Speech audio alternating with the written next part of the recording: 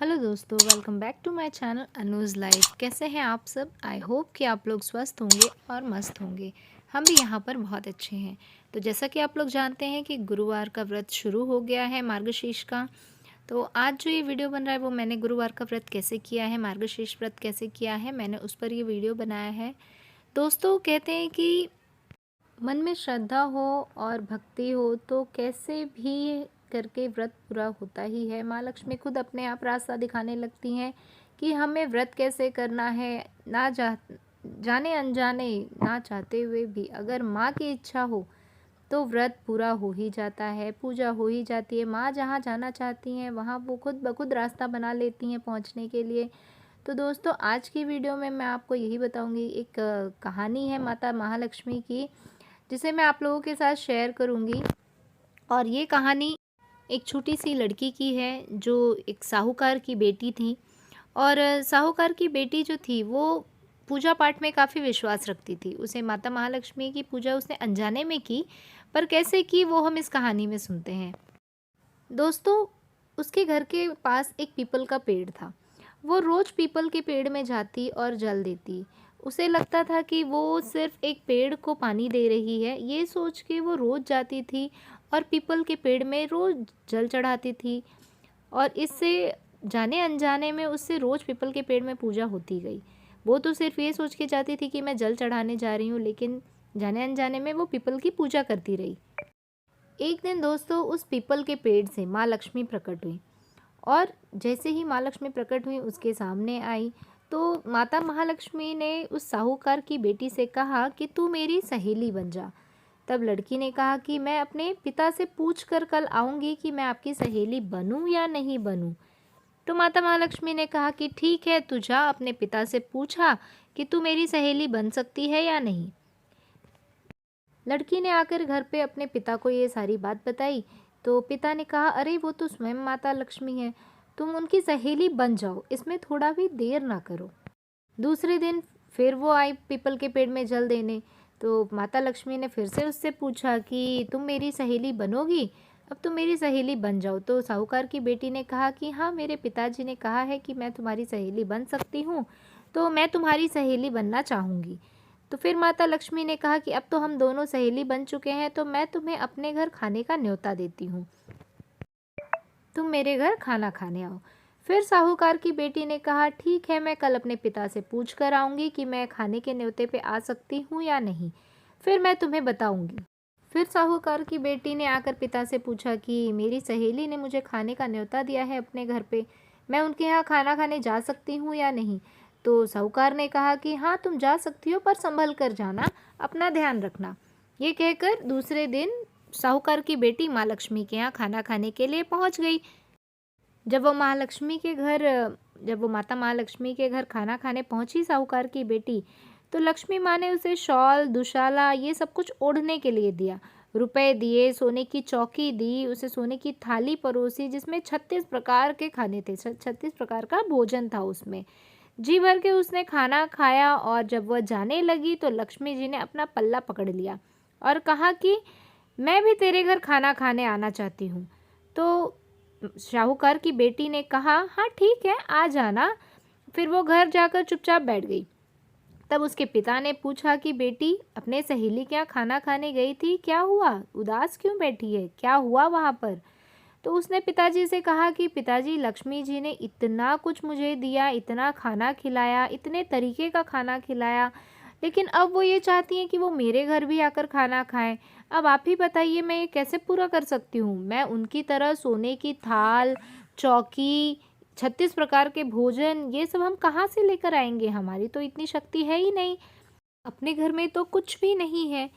तब उसके पिताजी ने कहा कि मैं जैसा जैसा कहता हूँ तू वैसे वैसे करती जा। पिताजी ने कहा कि गोबर की मिट्टी से लगाकर घर की सफाई कर ले, 4 मुख वाला दिया जलाकर लक्ष्मी जी का नाम लेकर रसोई में बैठ जा। लड़की सफाई करके लड्डू लेकर बैठ गई। उसी समय एक रानी नहा रही थी। उसका 9 लखा हार चील उठाकर लेकर चला गया था। और वह 9 लखा हार चील ले जाकर उस लड़की के घर पे डाल गया। और जो लड़की ने लड्डू हाथ में लेकर रसोई में बैठी थी, वह लड्डू चील उठाकर लेकर चला गया। फिर वह लड़की उस हार को तोड़कर बाजार लेकर गई और सामान लाने लगी। तो सुनार ने पूछा, क्या चाहिए? तब उसने कहा कि सोने की चौकी, सोने का थाल, शाल दुशाल दे दो, मोहर दे दो और सामग्री दे दो, 36 प्रकार का भोजन हो जाए इतना सामान दे दो। सारी चीज़ें लेकर बहुत तैयारी करी और रसोई बनाई। तब गणेश जी से कहा कि लक्ष्मी जी को बुलाओ। आगे आगे गणेश जी और पीछे पीछे लक्ष्मी जी आई। उसने फिर चौकी डाल दी और कहा, सहेली चौकी पर बैठ जा। तब लक्ष्मी जी ने कहा, सहेली चौकी पर तो राजा रानी के भी नहीं बैठी, किसी के भी नहीं बैठी। तो उसने कहा कि मेरे यहाँ तो बैठना पड़ेगा। फिर लक्ष्मी जी चौकी पर बैठ गई। तब उसने बहुत खातिरदारी की, जैसी लक्ष्मी ने करी थी वैसी ही उसने भी करी। लक्ष्मी जी उस पर खुश हो गई। फिर क्या था, फिर तो घर में खूब रुपया पैसा आया, लक्ष्मी जी भी आई। साहूकार की बेटी ने कहा, मैं अभी आ रही हूँ, तुम यहीं पर बैठना, और वह चली गई। लक्ष्मी जी गई नहीं और चौकी पर ही बैठी रहीं। उसको बहुत दौलत दी। हे लक्ष्मी जी, जैसे तुमने साहूकार की बेटी को बहुत सारा धन दिया, बहुत सारा आशीर्वाद दिया, वैसे ही कहते सुनते हुंकार भरते अपने सारे परिवार को दिया। पीहर में भी देना, वैसे ही मेरे पीहर में देना, ससुराल में देना, बेटे पोती को देना। हे लक्ष्मी माता, सबका कष्ट दूर करना, दरिद्रता दूर करना और सबकी मनोकामना पूरी करना। जय हो माँ लक्ष्मी। तो दोस्तों, ये थी माता लक्ष्मी की एक छोटी सी कहानी जो मैंने आप लोगों के साथ शेयर की। दोस्तों, कहते हैं ना, इस कलयुग के ज़माने में पहले की तरह लोग पूजा पाठ नहीं करने लगे हैं। बहुत पूजा पाठ कम हो गया है, क्योंकि दोस्तों इतनी भाग दौड़ भरी ज़िंदगी हो गई है, इतनी महंगाई हो गई है कि जब तक दो लोग मिलकर ना कमाए घर चलता ही नहीं है। तो इस भाग दौड़ भरी ज़िंदगी में लोग घाई घाई में रहते हैं, सुबह जल्दी पूजा पाठ नहीं कर पाते हैं, काम के लिए निकल जाते हैं। तो जिनके पास वक्त नहीं है वो इस तरह वीडियोस पे अपनी कहानी सुन ले, भगवान की कहानी सुन ले, ताकि थोड़ा बहुत पुण्य मिल सके। और हो सके तो थोड़ा बहुत पूजा पाठ करते रहना चाहिए। इससे हमारा जो धर्म है, हमारी जो संस्कृति है, वो कंटिन्यू चलते रहती है और हमारी आगे आने वाली पीढ़ी जो इससे ज़्यादा भी आगे सब कम होते जाएगा, जो हमारी आने वाली पीढ़ी है वो भी ये हमें देखकर कुछ ना कुछ सीखते रहेगी। दोस्तों, कहते हैं ना कि जैसा हम करेंगे वही आगे हमारे बच्चे भी सीखेंगे। तो इसीलिए दोस्तों, हमें भी इस तरीके से ये सब करते रहना चाहिए, नहीं ज़्यादा, थोड़ा बहुत ही करते रहना चाहिए, ताकि हमें देखकर हमसे हमारे बच्चे सीखें, ताकि हमारी ये जो संस्कृति है, हमारी ये जो परंपरा है, ये आगे की पीढ़ी पे कंटिन्यू चलती रहे। तो दोस्तों, ये तो मैंने आपके साथ कहानी शेयर की लक्ष्मी माता की, और अब मैं अपना ये बताऊंगी कि यहाँ पे मैंने माता लक्ष्मी का सभी देवी देवताओं का स्नान करा दिया, उन्हें तैयार कर लिया, उनका श्रृंगार कर लिया। और आज है गुरुवार का, मार्गशीर्ष का दूसरा गुरुवार, जिसकी मैंने यहाँ पे तैयारी की है, मैंने व्रत रखा है आज। और यहाँ पे मैंने माता लक्ष्मी को श्रृंगार किया है, नए वस्त्र पहनाए हैं, नए कपड़े डाले हैं, उनका पूरा श्रृंगार किया है। आप देख सकते हैं यहाँ वीडियो में लक्ष्मी माँ इतनी सुंदर, इतनी प्यारी लग रही है ना। पता नहीं दोस्तों क्यों एक अलग सा ही क्रेज़ है मुझे इनके लिए, कि सोचती हूँ क्या ला के कितना अच्छा इनका श्रृंगार कर दूँ, और बहुत ढूंढ ढूंढ कर चीज़ें लेकर आती हूँ। मुझे खुद का ऐसा लगता है कहीं पागल वागल तो नहीं हो गए। मतलब कुछ भी लेने जाती हूँ लेने कुछ, लेकिन लेकर आ जाती हूँ कुछ। तो जब भी जाती हूँ मार्केट, ऐसा सोचती हूँ कि कुछ नया मिल रहा है तो ले लेती हूँ इनके लिए, और चीज़ें अलग अलग जगह से ढूंढ ढूंढ कर मैं इनके लिए लेकर आती हूँ। हो सकता है माँ लक्ष्मी खुद दिलाती हो। तो यहाँ पे देख सकते हैं उनके लिए मैंने श्रृंगार का पूरा सामान लाया था, और मैं इस बार के मार्गशीर्ष में उन्हें ऐसे ही वस्त्र पहनाना चाहती थी, ऐसा ही कपड़ा मैं उनको पहनाना चाहती थी, क्योंकि मुझे ये जो पैटर्न है ना, ये बहुत अच्छा लगा। और दोस्तों, आप विश्वास नहीं करेंगे, मैं सोच कर निकली थी और सच में मुझे सेम कलर जो मैंने सोचा था कि येलो और रेड का कॉम्बिनेशन हो, वही सेम मुझे सेम पैटर्न में मिला भी। तो कहते हैं ना, दिल से जो सोचो वो पूरा होना ही होना है, तो ये मेरे साथ हुआ। तो मैं लेकर आई, और इस बार के मार्गशीर्ष में मैंने उन्हें ऐसे वस्त्र पहनाया, ऐसा कपड़ा पहनाया, और यहाँ पे माँ लक्ष्मी का श्रृंगार पूरी तरीके से कंप्लीट हो गया है। फिर दोस्तों, मैंने यहाँ पे राधा कृष्ण भगवान हैं जो, उनका श्रृंगार किया, उन्हें नहलाया धुलाया, स्नान कराया, फिर उनका श्रृंगार किया, वो भी पूरी तरीके से यहाँ पर रेडी हो चुके हैं। फिर जो छोटी माता लक्ष्मी की मूर्ति है मेरे पास चांदी की, उनको मैंने इस मार्गशीर्ष के गुरुवार के दिन मैंने थोड़ा अलग तरीके से उनका स्थापना किया। मैंने एक कटोरी में भर कर पूरा जो पूजा का चावल होता है, साफ़ चावल जो होता है, जो हमने यूज़ नहीं किया है, वो पूरा चावल लेकर मैंने कटोरी में पूरा भर लिया है उसे। और फिर माता लक्ष्मी का आसन मैंने इस तरीके से अष्टदल बनाया है कमल का, मतलब चावल पर अष्टदल बनाया और फिर उस पर मैंने माता लक्ष्मी को विराजमान किया है, उन्हें बिठाया वहाँ पर और उस पे मैंने उनका श्रृंगार किया है। ये चावल की कटोरी जो है ये मैंने उनका आसन के रूप में लिया है यहाँ पर। इसके बाद दोस्तों मैंने यहाँ पे छोटी लक्ष्मी जी का श्रृंगार शुरू किया, उन्हें बस कपड़े पहनाए, फिर ज्वेलरीज़ वगैरह जो है वो उन्हें पहनाकर उन्हें भी अच्छे तरीके से रेडी किया। जैसे बड़ी लक्ष्मी जी की मूर्ति को तैयार किया है, ठीक उसी तरह मैंने इनको भी नेकलेस वगैरह पहनाया और मार्गशीर्ष था तो कुछ स्पेशल तो होना ही था, तो उन्हें नया वस्त्र, नए कपड़े, नई ज्वेलरीज़ ये सब कुछ किया और रेडी किया। उसके बाद फिर बारी आती है विष्णु जी की। विष्णु जी का भी अच्छे से स्नान वगैरह हमने करवा दिया था। जो पंचामृत होता है उससे पहले ही मैंने सारी मूर्तियों का स्नान करवा दिया था। फिर वह कपड़े पहनाने की बारी आती है, तो यहाँ पर विष्णु जी को भी अच्छे से रेडी किया, उन्हें भी धोती और शॉल वगैरह जो है वो अच्छे से पहना कर तैयार किया। फिर वो भी अच्छे से तैयार हो गए, उनका भी श्रृंगार किया यहाँ पे। पहले मैं सोच रही थी कि उन्हें मैं इस लक्ष्मी जी के इस साइड बिठाऊंगी, राइट हैंड साइड, बट नहीं हो पा रहा था। तो लड्डू गोपाल के लिए फिर जगह ही नहीं बच रहा था, क्योंकि मंदिर पे ही मुझे कलश की भी स्थापना करनी थी। तो फिर मैंने सोचा क्यों ना शंकर जी के बगल में उन्हें विराजमान कर दें, दोनों मित्र एक साथ विराजमान हो जाएंगे। तो फिर मैंने विष्णु जी को शंकर जी के और लक्ष्मी जी के बीच में स्थापित विराजमान किया और लड्डू गोपाल को लक्ष्मी जी के राइट हैंड साइड में मैंने यहाँ पे बिठाया। तो इस तरीके से मैंने छोटी छोटी जो मूर्तियाँ हैं वो आगे यहाँ पे स्थापित की, आगे विराजमान किया उनको।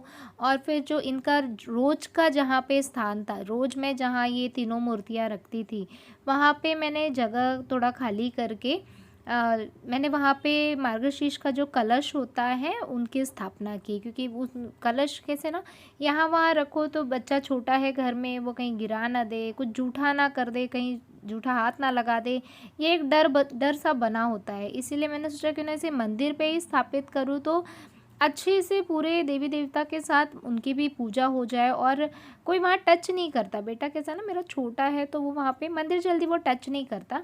वैसे तो उसे समझ है कि मम्मी रोज़ पूजा करती है तो नहा धोकर करती है, इसलिए वो कभी जूठे हाथ छूता नहीं है। बट बच्चे हैं घर में खेल रहे हैं तो कब क्या कर दे कुछ भरोसा नहीं ना, इसीलिए मैंने जो मार्गशीर्ष का कलश है उसे मंदिर पे ही स्थापित किया। तो यहाँ पे आप देख सकते हैं मैंने सभी देवी देवताओं को अच्छे से कपड़े वगैरह पहना दिया है और अब उनका तिलक किया मैंने। यहाँ पे मेरे गणपति बापा पूरे तरीके से रेडी हो चुके हैं। अब आप थोड़ा देख सकते हैं कि फाइनल लुक कैसा है। तो यहाँ पे छोटी मूर्ति और बड़ी मूर्ति दोनों गणपति बापा की अच्छे से तैयार हो गई है और ये मेरे शंकर जी वो भी अच्छे से रेडी हो गए हैं और ये है विष्णु भगवान का लुक। तो चलो ये तो था हमारा छोटी छोटी मूर्ति जो भी हैं वो उनका हमने स्थापना किया, उनको रेडी किया। अब मैं यहाँ पे जो मार्गशीर्ष का कलश है जिनकी हम पूजा करते हैं, जो स्थापित करते हैं, तो वो मैं स्थापित कर रही हूँ। यहाँ पे मैंने छोटी सी चौकी ली है, चौकी के ऊपर मैंने पीले कलर का कपड़ा बिछाया है और उसके बाद मैंने कलश लिया है। कलश जो है पीतल का लिया है मैंने, उसके अंदर फिर मैंने ये नारियल रखा, 5 प्रकार के पत्ते रखे, ये और अंदर मैंने कौड़ी डाला है, कमलगट्टा डाला है, हल्दी कुमकुम डाला है, एक छोटा सा कॉइन डाला है 1 रुपए का। ये सारा कुछ डाल के थोड़ा चावल, थोड़ा सा कपूर मसल कर मैंने ये सब कुछ इसमें डाला है। इसके बाद मैंने ऊपर से नारियल रख कर इनके लिए भी मैंने सेम वैसा ही कपड़ा लाया था जैसे मैंने मूर्ति के लिए लाया है। फिर इन्हें भी अच्छे तरीके से तैयार किया, ऊपर से उन्हें भी फिर चुनरी चढ़ाया और फिर माँ का श्रृंगार किया। जो भी ये पहले ना कलश में जो हमने डाला था जो कुछ भी, तो ऊपर से ही दोस्तों जो मुखौटा है ना वो लगाने के पहले ही आप जितना अच्छे से हो सके कपड़े को डेकोरेट कर दीजिए, कपड़े को अच्छे से फिट कर दीजिए। क्योंकि एक बार मुखौटा लगा देते हैं ना तो ये फिर बैठ नहीं पाता है, कपड़ा अच्छे से बैठ नहीं पाता है। तो यहाँ पे मैंने मुखौटा लगाने के पहले कपड़े को लोटे पे अच्छे तरीके से ढक दिया था। उसके बाद जो भी उनका ज्वेलरीज़ वगैरह था, वो श्रृंगार का जो भी ज्वेलरी लाई थी मैंने, वो सारा ज्वेलरी मैंने उनको यहाँ पहनाया। मैंने उनको टोटल 3 से 4 हार पहनाया है। एक छोटा, फिर ये लक्ष्मी हार पहनाया उन्हें, और एक मंगलसूत्र नए पैटर्न में दिखा मुझे, तो वो मंगलसूत्र भी मैंने उन्हें पहनाया यहाँ पे। तो सारी ज्वेलरीज़ मैंने मुखौटा लगाने के पहले ही उन्हें पहना दिया था, और फिर मैंने उन्हें मुखौटा पहनाया। मुखौटा पहनाने के बाद फिर से ऊपर से एक चुनरी आप डाल दीजिए। तो इस तरीके से ना दोस्तों, जो सजावट है ना कलश की, वो काफ़ी सुंदर तरीके से और इजीली अच्छे से हो जाता है। और पता भी नहीं चलता, जब हम चुनरी ऊपर से डाल देते हैं ना, तो हमें पता भी नहीं चलता है कि ये हमने एक नारियल के ऊपर इसे रेडी किया है, ऐसा बिल्कुल पता नहीं चलता। तो ये जो मंगलसूत्र आप यहाँ पे देख रहे हैं, ये मुझे नए पैटर्न का दिखा, काफ़ी अच्छा लग रहा था मुझे। तो मैंने तीनों मूर्तियों के लिए मैंने लिया था। बड़ी लक्ष्मी माँ को तो मैंने शुरू से ही मंगलसूत्र पहना के रखा है। छोटी मूर्ति के लिए भी मैंने ये मंगलसूत्र लिया, जो आप देख रहे हैं, काफ़ी सुंदर लग रहा है। और फिर जो कलश की स्थापना हमें जो करनी है, मैंने उसके लिए भी ये नया मंगलसूत्र लिया। फिर ये सारा कुछ होने के बाद अब बारी आती है मुखौटे की। तो मुखौटा मैंने यहाँ पे इस तरीके से पीछे मैंने जो रक्षा होता है, जो मौली होती है, वो मौली मैंने दोनों तरफ से जो होल है उसमें डाल के फिर उनको यहाँ पे टाई किया है। ये कलश के ऊपर जो नारियल है उसके ऊपर मैंने पीछे से उन्हें अच्छे से टाइट बांधा है, ताकि वो निकले नहीं। तो ये बांधने में थोड़ा मशक्क़त हो रही थी, क्योंकि अच्छे से बैठ नहीं रहा था। फिर यहाँ पे देखिए इस तरीके से इनको जो कलश पे मैंने मुखौटा लगा दिया है नारियल पे, और दोनों साइड मैंने उन्हें कान का पहनाया। फिर बड़ा ही प्यारा सा नथ मिल रहा था, नथ भी उन्हें मैंने यहाँ पे पहना। आप देख सकते हैं दोस्तों, इतनी सुंदर लग रही है ना, ऐसा लग रहा है कि रियल में हम बैठ के देख रहे हैं, काफ़ी सुंदर लग रहा था। फिर यहाँ पे ऊपर से मैंने उन्हें लाल कलर का एक प्यारा सा चुनरी था, जो मैंने उन्हें डाला, और इस तरीके से माँ का कलश जो है, लक्ष्मी माँ का जो कलश है मार्गशीर्ष पूजे का, वो पूरे तरीके से यहाँ पे रेडी हो चुका है। फिर दोस्तों यहाँ पे जो श्रृंगार होने के बाद जो लक्ष्मी माँ के लिए मैं कौड़ी लेकर आई थी, टोटल 11 कौड़ी लेकर आई थी मैं। तो वो यहाँ पे मैं छोटी लक्ष्मी माँ की जो मूर्ति है वहाँ पे कौड़ी चढ़ा रही हूँ। पूरे जो कटोरी है जो चावल का भरा हुआ, वो कटोरी में मैंने पूरा कौड़ी लगा दिया, और जो श्रृंगार का सामान होता है वो चढ़ाया। और टोटल मैंने 5 पान के पत्ते लिए थे, जिस पर मैंने एक खड़ा हल्दी, कमलगट्टा, कौड़ी और एक एक कॉइन, लौंग और इलायची, ये सारी चीज़ें मैंने पान के पत्ते पे प्रसाद के रूप में माँ को मैंने चढ़ाया। और अब आप यहाँ देख सकते हैं फाइनल लुक।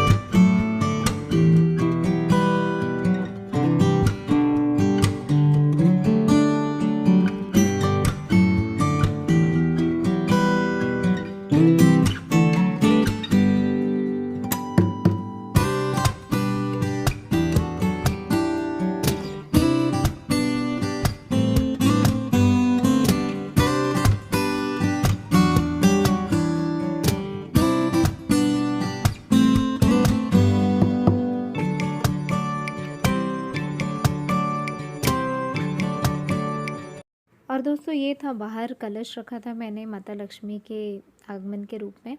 तो उनका वेलकम करने के लिए मैंने बाहर कलश भी रखा था। तो इस तरीके से मेरी मार्गशीर्ष की पूजा कंप्लीट हुई है। शाम का भोग लगाया था, पाठ होने के बाद का दर्शन है ये।